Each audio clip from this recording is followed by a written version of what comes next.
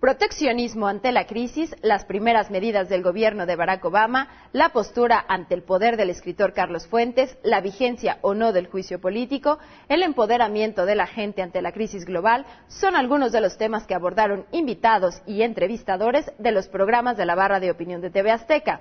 Esto es Desafío, el resumen de esos debates y reflexiones. Iniciamos este desafío con la cobertura especial del Foro Económico Mundial de Davos, Suiza, hecha por los periodistas en Economía y Finanzas, Sergio Sarmiento y Carlos Mota. Tenemos para usted algunos de los reportes enviados desde la sede del importante encuentro.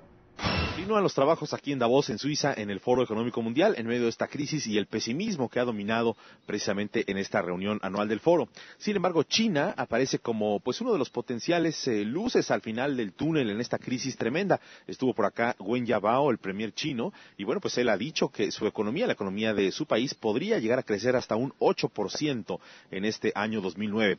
Hay que recordar, el propio Wen Jiabao dijo que ha crecido 6.8% en el último trimestre de 2008 la economía de China. Sin embargo, aunque no decreció, es una contracción tremenda respecto del ritmo de crecimiento que traía. Hay que recordar que China estaba creciendo a una tasa del 11% cada año, y en ese último trimestre de 2008 se contrajo. De manera tal que, aparece ese 8% como una cifra baja, sí, pero mágica dentro de lo que está ocurriendo en materia de crecimiento económico en el mundo, donde todo el producto del mundo, del globo, se está contrayendo.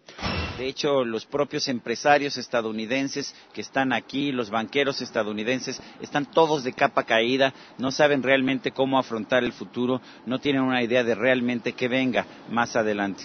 Una de las primeras conclusiones que está surgiendo aquí en Davos es el tema del decoupling o desvinculación, que prácticamente no existe. ¿Qué es esto? Era un tema que se discutía en años pasados y que se hablaba de la desvinculación de la economía, por ejemplo, China, de India o de Brasil o México, de las economías emergentes, de la problemática que se está viviendo ya con las hipotecas subprime en los Estados Unidos. Se decía que esa era una hipótesis, que posiblemente había una desvinculación y que no iba a afectar la problemática estadounidense a los otros países.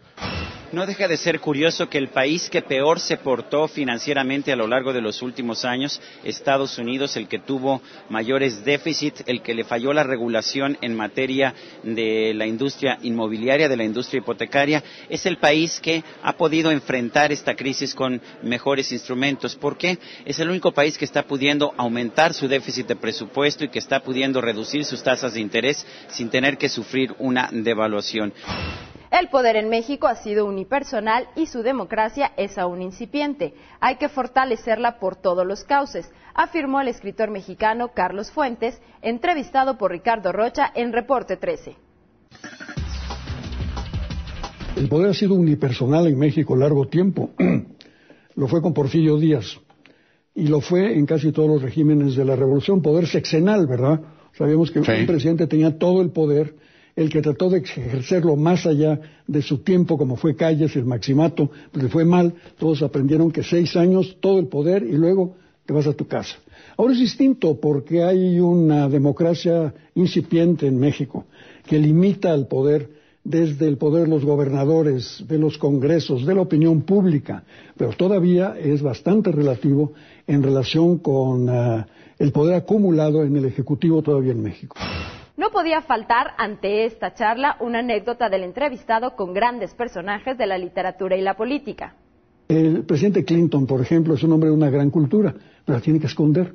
Tuvimos una cena, García Márquez y yo con él, y vimos que tenía una cultura fantástica. Sabía pasajes enteros de Faulkner de memoria, conocía todo el Quijote, había leído mucho a Taibo II, como le llamaban, Paco Ignacio Taibo. Pero todo esto lo tiene que esconder porque tiene que ser Bill Clinton, el político demócrata simpático de Arkansas, que es bastante ignorante. Tiene que fingir la ignorancia. Qué curioso. La educación, el contacto con los jóvenes, es lo que nutre de nuevos proyectos al Premio Cervantes y Príncipe de Asturias, en esta que fue la primera parte de su entrevista para la barra de opinión de TV Azteca con Ricardo Rocha. Dijiste en uno de tus discursos recientes, te cito, que te gustaría que los jóvenes te dieran lecciones a ti, porque nos traen noticias del porvenir. ¿No se supone que nosotros, los adultos, somos los que estamos para enseñarles a nuestros jóvenes? No, esa es una porque ya nos la sabemos de todas es muy arrogante y muy tonta, porque quiere decir que ya no somos capaces de aprender, que creemos saberlo todo y nos cerramos. Mira, a mí me gusta mucho dar clases o dar conferencias y acercarme a gente joven y oír sus preguntas, porque me entero de todo lo que de otra manera no sabría. Y como ya hay mucha distancia entre mi generación y las generaciones muy nuevas que tienen 20 años o menos, pues estoy en proceso de aprendizaje hasta donde tenga tiempo de aprender de la gente joven, sobre todo eso me importa mucho.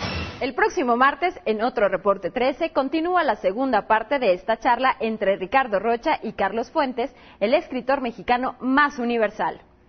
La crisis global existe, pero es posible remontarla con recursos de voluntad y creatividad.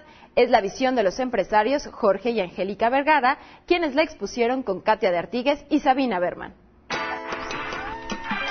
Convenzcamos a la gente que la crisis está aquí adentro, a final de cuentas. Ya sé que es real, no quiere decir que no exista, pero si nosotros la creemos, se vuelve más real y más caótica y la promovemos.